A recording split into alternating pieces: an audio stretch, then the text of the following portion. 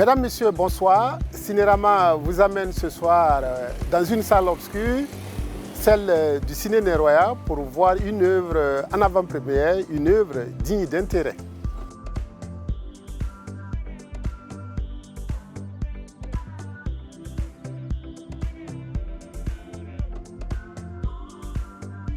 Merci, bonsoir. Merci. Je vois que nous avons un bon et gros client. Oui, donc on est venu pour voir une œuvre en avant-première. Avec plaisir.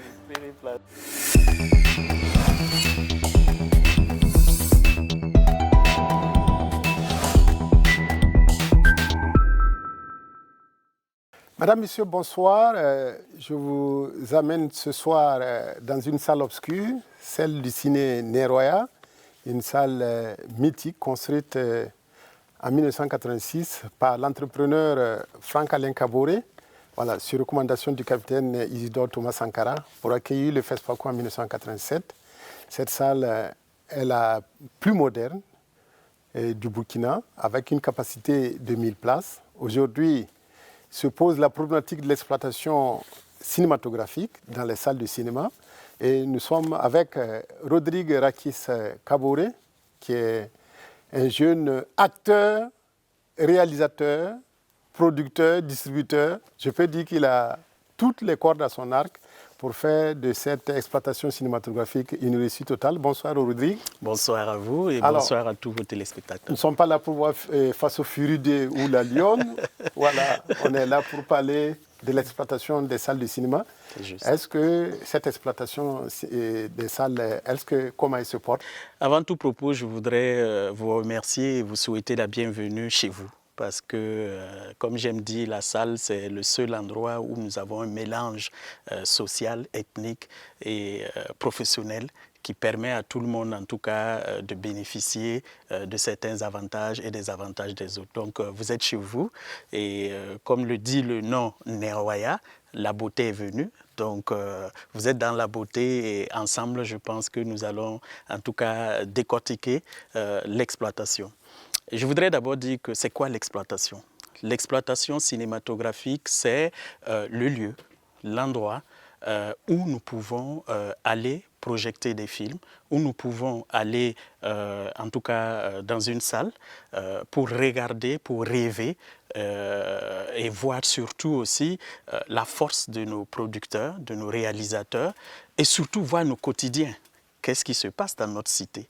Et ça, c'est important. Donc, c'est ça l'exploitation. L'exploitation, c'est celui ou celle, ça peut être une exploitation fixe que tout le monde connaît, donc les salles de cinéma. Vous avez également l'exploitation ambulante. Donc, ça veut dire que j'arrive dans votre village, je fais un enclos avec le chef de village et je fais une projection. C'est une exploitation. Et vous avez l'exploitation numérique. Donc, les plateformes, les trucs. Même quand vous avez votre téléphone, en réalité, vous devenez un exploitant parce que vous observez. Donc voilà un peu déjà pour situer, c'est quoi l'exploitation? Alors l'exploitant, c'est celui qui également, on pense que c'est le dernier maillon de la chaîne. En réalité, c'est le premier maillon. Parce que c'est à partir de l'exploitation que les professionnels, les réalisateurs comme les producteurs auront le jugement de leur film. Cette exploitation est malade. Elle est malade et nous commençons à nous en sortir. Et je pense que Dieu merci, les remèdes existent. Et ces remèdes-là, c'est quoi? Je vais d'abord dire pourquoi on est malade. On est malade parce que malheureusement, avec l'évolution démographique du Burkina, précisément je prends la ville de Ouagadougou, à Ouaga, vous avez vu qu'aujourd'hui, les périphériques de Ouagadougou sont devenus des villes même plus grandes, je m'excuse, que Ouagadougou même. Sont devenus des quartiers plutôt plus grands même que des quartiers de Ouagadougou. Et si vous faites la remarque, vous verrez que la population de Ouagadougou, la majorité, se retrouve maintenant autour du Grand Ouaga, que précisément même sur Ouaga Centre. À Ouaga Centre, vous avez plutôt maintenant, c'est des commerciaux, c'est des bureaux et autres. Malheureusement, l'exploitation n'a pas suivi le déplacement de ses habitants. Aujourd'hui, quand vous allez à Samba, vous n'avez pas de salle de cinéma. Quand vous allez à Basseko, vous n'avez pas de salle de cinéma. Quand vous allez à Tanguay, vous n'avez pas de salle de cinéma. Mais Dieu seul sait le nombre oui, à Tengando, vous n'avez pas de salle de cinéma. Mais quel est le nombre de personnes qui vivent dans ces quartiers? Alors nous, aujourd'hui, on les demande de quitter Basseko, de prendre tout le risque qu'il y a pour venir voir un film à 20h avec madame, monsieur, les enfants. Une vingtaine de kilomètres. Une vingtaine de kilomètres pour finir à 23h. Et vous savez, quand c'est une sortie, vous ne pouvez pas prendre madame et les enfants comme ça, venir tout simplement. Il faut quand même prendre un petit pot au niveau de la salle. Il faut aussi... Donc, le temps de repartir, vous êtes à quelle heure? À minuit, pratiquement. C'est vrai que ça décourage un petit peu. Contrairement à ce que les gens pensent, qui disent que bon, ça ne marche pas, on reviendra là-dessus. Donc voilà ce que je peux dire un peu rapidement sur, en tout cas, la maladie de l'exploitation. Une autre maladie que nous avons, c'est les taxes. Vous savez que sur chaque, beaucoup de gens ne le savent peut-être pas, sur chaque ticket d'entrée, je prends un ticket d'entrée de 1000 francs, nous avons 37,7% de taxes. 370 francs que vous devez déjà enlever sur les 1000 francs. Les 630 qui restent, vous devez maintenant diviser avec le réalisateur et le producteur, enfin le producteur et l'exploitant. Donc vous allez lui remettre 50%. Et c'est les autres 50% maintenant qui restent que vous devez maintenant assumer vos charges d'électricité, les charges fixes, de l'eau, du personnel. Je ne parle même pas de la rénovation ni d'entretien même du matériel. Donc vous voyez que tu ne peux pas t'en sortir. C'est-à-dire que beaucoup de gens me disent « Ah oui, tu as sorti tel film, il y avait la queue jusqu'au feu. » Rodrigue a sûrement encaissé, mais ça ne pas que Rodrigue assis dans le bureau, il transpire à grosses gouttes, il pleure. On se demande mais pourquoi? Parce que Rodrigue, quand lui fait ses calculs, il se rend compte que oui, c'est plein, mais ça ne va pas. L'avantage de Rodrigue, c'est qu'il est en même temps réalisateur, producteur et puis propriétaire d'une salle de cinéma. Oui, en fait, en réalité, disons que l'anecdote, c'est que c'est les circonstances de la vie cinématographique qui nous a amenés à avoir toutes ces casquettes. Qu'est-ce qui s'est passé? Après la fermeture de la Sonacip, qui était la société d'État qui avait le monopole non seulement de l'exploitation, mais de la distribution cinématographique à l'époque, et quand cette société de l'État a fait faillite, malheureusement, on a été abandonné, on a été laissé et il y a eu un vide pendant une dizaine d'années. Donc, on n'avait pas le choix. Soit vous quittez d'exploitant et que vous devenez distributeur, ou bien vous fermez la salle, tout simplement, puisqu'il fallait continuer à aller chercher des films indiens, américains, africains, ailleurs pour amener. Mais c'est le travail du distributeur. Donc, qu'est-ce qu'il fallait faire? J'étais obligé de devenir distributeur pour amener les films.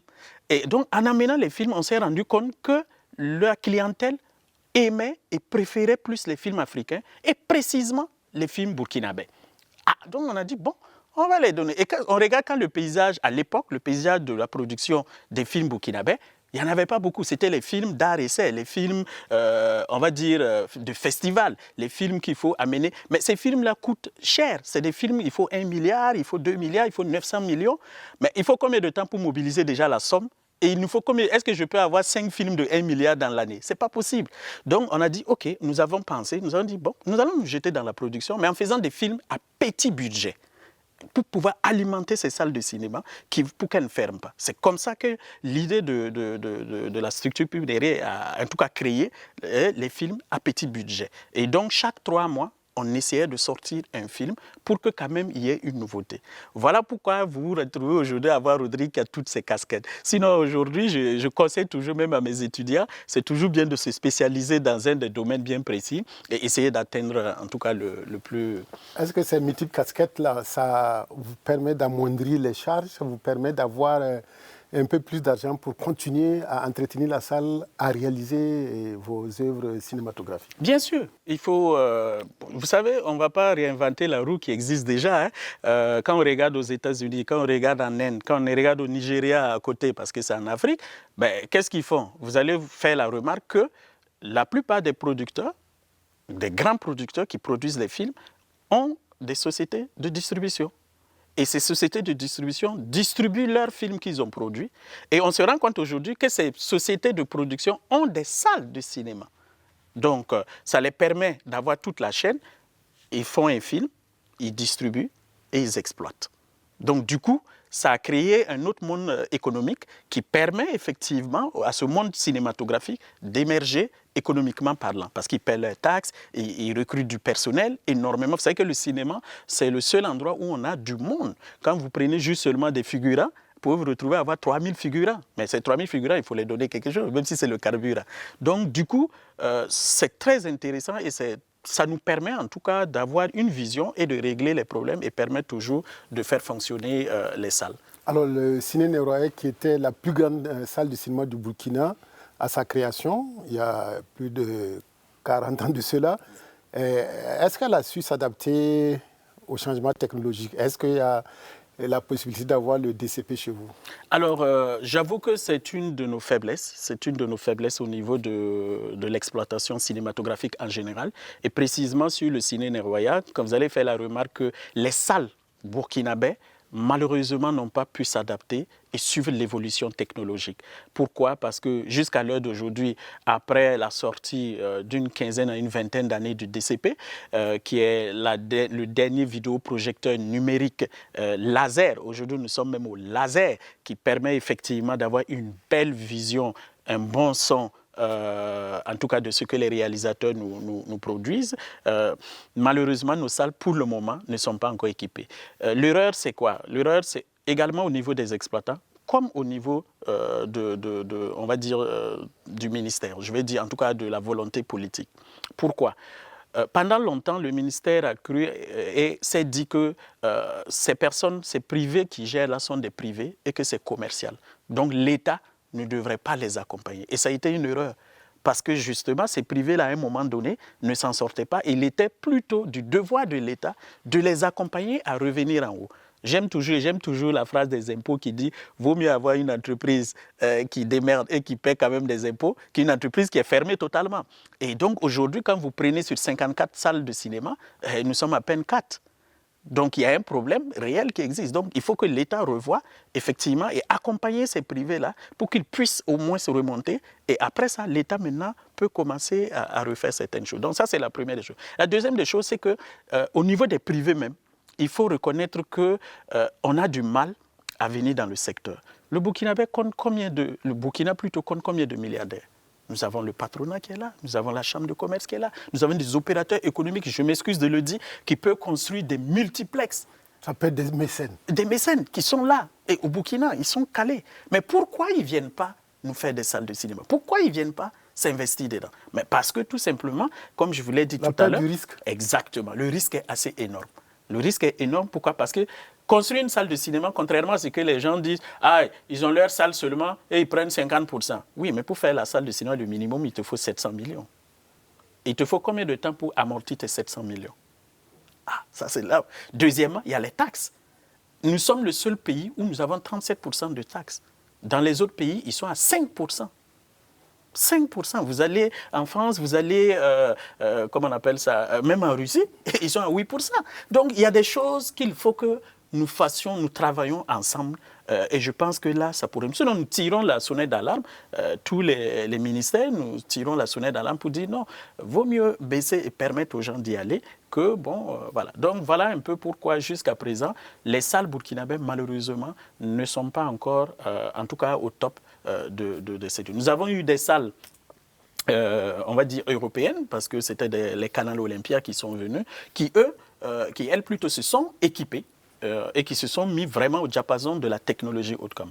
Aujourd'hui, ces salles sont en train d'être reprises par des nationaux. Nous espérons que, en tout cas, toutes ces salles pourront profiter aux privés qui vont effectivement faire, en tout cas, avancer les choses, bien sûr en partenariat avec l'État burkinabé. Alors, Rodrigue Kaboré a-t-il eu une salle de Canal Olympia pour pouvoir continuer la belle aventure du ciné Neroya? Ben, vous savez, je suis un privé, mais je suis aussi un homme d'affaires. Donc, à chaque fois qu'on a eu vent qu'effectivement les Canal Olympia doivent être reprises, nous avons déposé nos dossiers comme tout un chacun et nous espérons que, en tout cas, notre souhait, c'est que ça soit toujours une entreprise burkinabé qui, en tout cas, reprenne ces salles de cinéma. Je sais que déjà, Ouaga 2000, il y a une entreprise, bon, c'est vrai que c'est un Samaro, mais bon, bref, qui a quand même repris, la salle. Et Centre culturel du Faso. Qui est devenu le centre culturel du Faso que nous allons évidemment encourager parce que vous savez que nous avons une association forte des exploitants de salles de cinéma où ma modeste personne en est la présidence. Donc, je pense que nous avons un devoir d'accompagner justement cette entreprise burkinabé à relever le défi pour qu'on ne dise pas. Parce que s'ils ont un échec, sachez que c'est l'échec de nous tous. Donc, vaut mieux qu'on les accompagne. Alors, on attend toujours les résultats de la salle de Pissi, Canal Olympia Pissi. Nous espérons, nous allons en tout cas demander au bon Dieu de nous accompagner aussi à pouvoir également montrer notre expertise, notre expérience en gérant justement cette salle de cinéma vraiment mythique de Pissy. Alors, vous avez parlé tantôt de la SONACIB, la Société nationale cinématographique du Burkina, qui était chargée en même temps donc, de l'exploitation et de la distribution. Ces salles ont été reprises par la Caisse nationale de sécurité sociale. Est-ce qu'il n'est pas temps que ces salles soient vraiment mises à la disposition du privé pour que le privé puisse gérer? Parce qu'on voit le ciné Burkina, on voit le ciné Sagnon, entre autres, qui, en tout cas, battent de l'aile.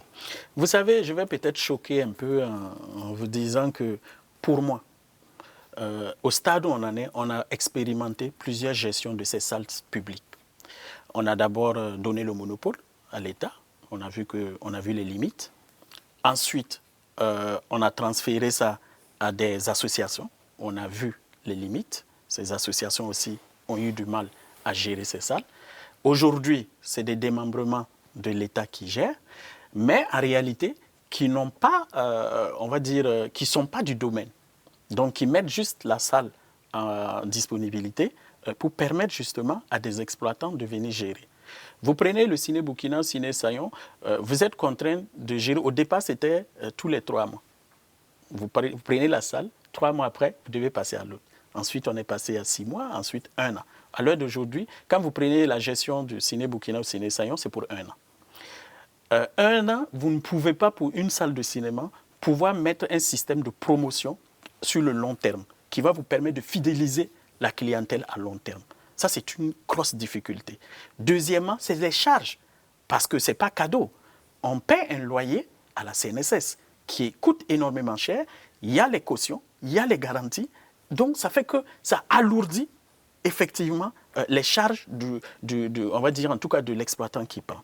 Pour moi, je pense qu'il faut expérimenter aussi le privé. Il faut expérimenter la vente de ces salles de cinéma, avec bien sûr un cahier de charges. C'est-à-dire que si vous achetez cette salle, ce n'est pas pour la transformer, je m'excuse, en magasin, en église, en mosquée. Non, non, non. C'est pour en faire du cinéma. Alors, en l'absence d'une structure de distribution, comment faire pour avoir des films étrangers, des films de Hollywood, de Bollywood, ou de Nollywood? Comment vous faites pour avoir ces films étrangers qui passionnent aussi les cinéphiles? Alors, il faut savoir que nous avons quand même des maisons de distribution. Il y a une association qui s'appelle la DCA, donc c'est l'association des distributeurs du Burkina qui existe.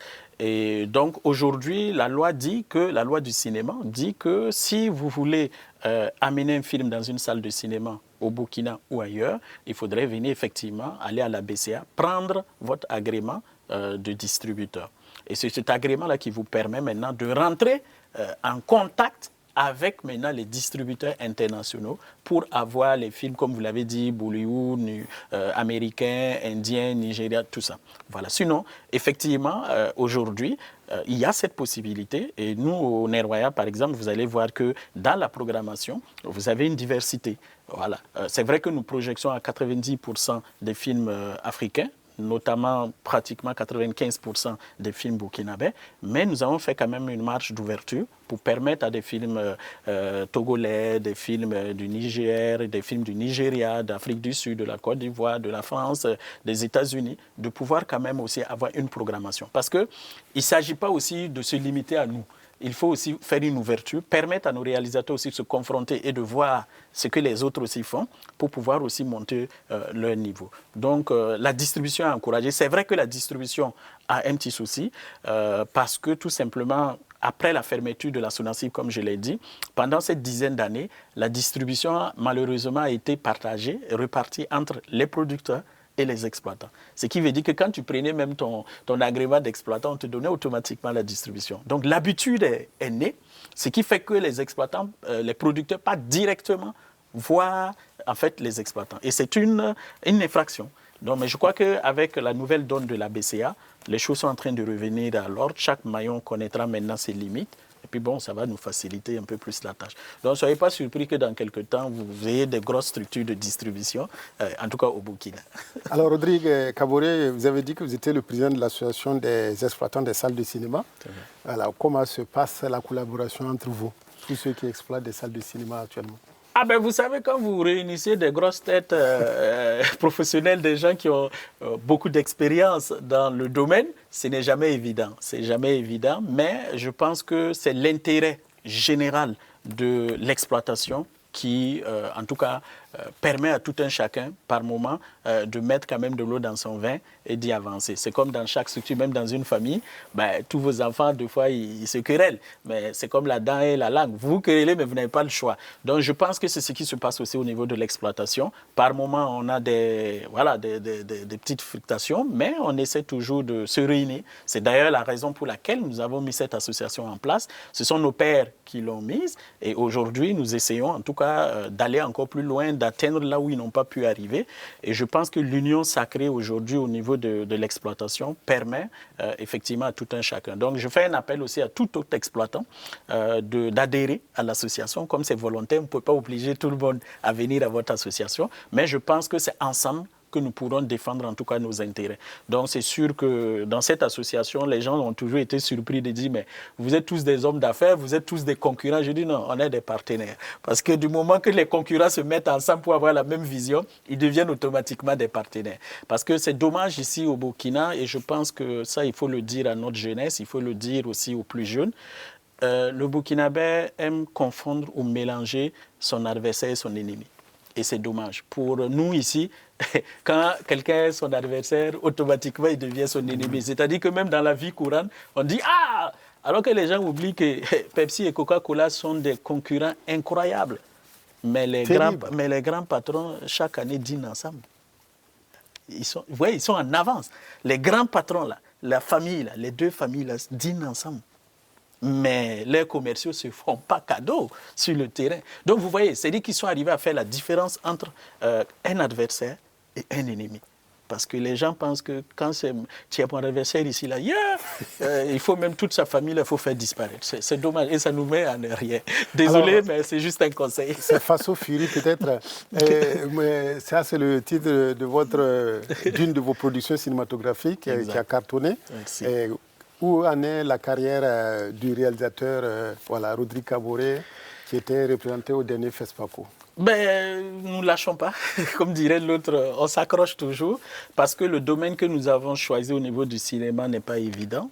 C'est le domaine de l'action comique. Et l'action comique, j'avoue que c'est un peu plus compliqué. Il y a des cascades, il faut former les gens en cascade. C'est un autre monde, mais qui est extraordinairement... Nous avons voulu prouver que ce qui se passe aux États-Unis, au Nigeria, on peut le faire au Burkina. Et en mieux, parce que nos arrière-grands-parents, la plupart, c'était des chasseurs, c'était des héros, c'était des hommes dignes, c'était des, comme on dit, des Burkindis. Il n'y a pas de raison que nous ne puissions pas montrer à l'écran ce Burkindi-là.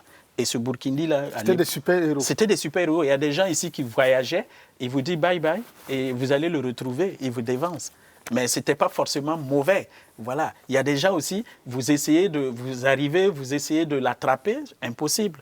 Voilà, mais il avait une force physique incroyable. Donc nous avons voulu mettre ça au cinéma, et d'où est venue justement la création des films à petit budget, parce que nos films sont généralement aux alentours de 15 millions, au maximum 30 millions. Donc c'est des films rapidement qui peuvent être financés, sortis en salle et amortis rapidement pour nous permettre.